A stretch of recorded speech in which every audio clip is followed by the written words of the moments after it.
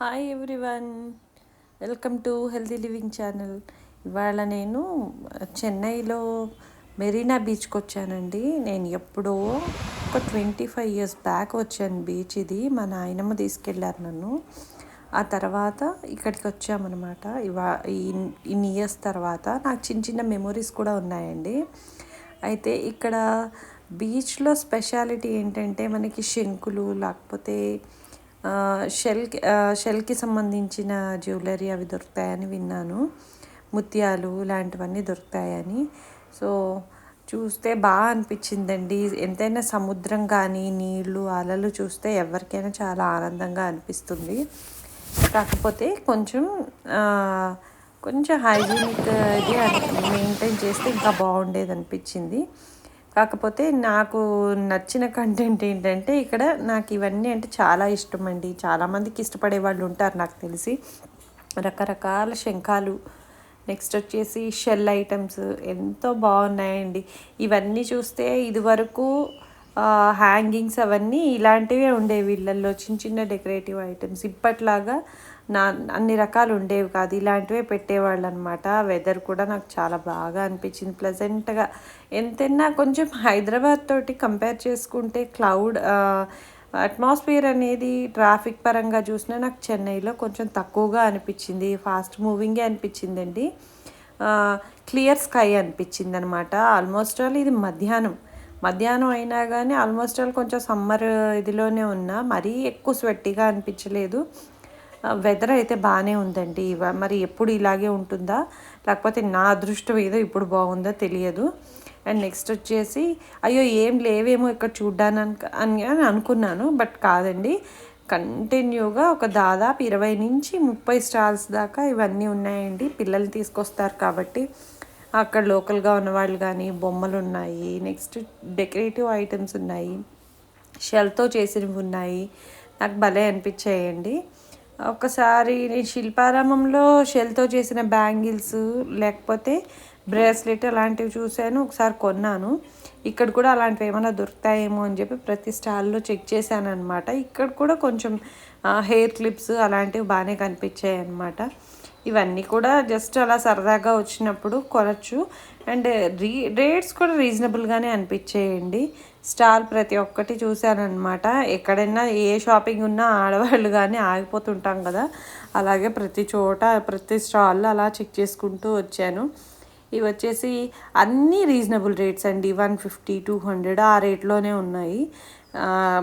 షెల్తో చేసినవి, key chains, శంఖాలు, jewellery, వాటితో పాటు నార్మల్గా చైన్స్, మనకి బయట దొరికేవి ముత్యాల దండలు ఇలాంటివన్నీ కూడా ఉన్నాయన్నమాట. బ్యాంగిల్స్ ఉన్నాయి, గవ్వలు, మళ్ళీ రౌండ్గా ఉంటాయి కదండి గోమతి చక్రాలు అవి, నెక్స్ట్ షెల్తో చేసిన మిర్రర్స్. నాకైతే భలే బాగా అనిపించింది. నెక్స్ట్ పెద్ద పెద్ద ఆల్చిప్పలు. చిన్నప్పుడు ఆల్చిప్పలు చూడంగానే నాకు ఒకటి గుర్తొచ్చిందండి. ఆల్చిప్పలు అంటే షెల్ కదండి పెద్దవి. చిన్నప్పుడు మాకు పీలర్స్ ఉండేవి కాదనమాట అమ్మమ్మ వాళ్ళ ఇంట్లో. సమ్మర్ వచ్చేప్పటికీ మా ఇంట్లో ఒక 6-10 మంది ఆడపిల్లలు ఉండేవాళ్ళం. అందరినీ కూర్చోపెట్టి మామిడికాయల సీజన్ అప్పుడు మామిడికాయ తొక్కు తీయడానికి షెల్ని గట్టిగా ఇలా రాయి మీద వేసి రాస్తే మధ్యలో చిల్లు పడేదనమాట. దాన్ని పీలర్గా వాడేవాళ్ళం మేము. వాడి అలా మామిడికాయల చెక్కలన్నీ తీయించేవాళ్ళు మాతో కూర్చోబెట్టి. అప్పుడు సమ్మర్ హాలిడేస్ అని అంటే మొత్తం అందరం పిల్లలం కూర్చుని ఇంట్లో పనులు కూడా చేస్తూ ఉండేవాళ్ళం అండి. అదొక సరదాగా ఉండేది. ఆ ఆల్చిప్పలు చూడంగానే నాకు అదే గుర్తొచ్చింది. నెక్స్ట్ వచ్చేసి హ్యాంగింగ్స్ కూడా డెడ్ చీప్లో దొరికాయండి. ఫస్ట్ టైం నాకు అరే ఇంత చీప్లో కూడా ఉంటాయా అనుకున్నాను. ఫస్ట్ అడుగుదామా వద్దా, కాస్ట్ చెప్తారేమో అని అనుకున్నాను. బట్ ఒక దండ వచ్చేసి నాకు 100 రూపీస్ కంటే చాలా తక్కువ పడ్డట్టుంది. అలాగ నేను 12 హ్యాంగింగ్స్ 250కి ఇచ్చినట్టున్నాడండి. మొత్తం చాలా బాగా అనిపించాయి. నేను అవి ఒకటి తీసుకున్నాను. మళ్ళీ ఈ షెల్ నెక్ పీస్ ఒకటి తీసుకున్నానండి. ఎంత వెయిట్ ఉండి ఎంత బాగున్నాయో, అసలు చీప్గా ఉన్నట్టు అనిపించలేదు నాకు. ఉన్న దాంట్లో ఇది సెలెక్టివ్గా తీసుకున్నాను, చూస్తున్నారు కదా.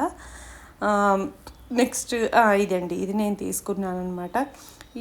ఎవరికైనా అంటే ప్యాంకీగా కాదు, దాని తగ్గ డ్రెస్ వేసుకుంటే చిన్నపిల్లలు కానీ వేసుకోవడానికి కాలేజ్కి వెళ్ళే వాళ్ళు వేసుకోవచ్చు. నాకు బాగా అనిపించాయి అనమాట. అంటే షెల్ అనేది మనం తయారు చేసేది కాదు, బై నేచర్ వస్తుంది కాబట్టి నాకు వాటర్ ఎలిమెంట్ అనేది ఒకటి ఉంటే బాగుంటుంది. ఆస్ట్రాలజీ పరంగా కూడా చంద్రుడికి సంబంధించిన ఎలిమెంట్స్ అన్నమాట ఇవి. మనసు ప్రశాంతంగా ఉంటుందని అంటారు. ముత్యం కానీ ఇలాంటి షెల్వ్ కానీ, అంటే నాకు ఏదో తెలిసిన నాలెడ్జ్లో చెప్తున్నాను. ఒకవేళ మరీ ఏదో పెద్ద జ్ఞానినని కాదు, అలాగా అన్నీ చూస్తూ అలా కీ చైన్స్, కొన్ని రేర్ ఐటమ్స్ ఉన్నాయి, కొన్ని మనకు తెలిసినవి ఉన్నాయి.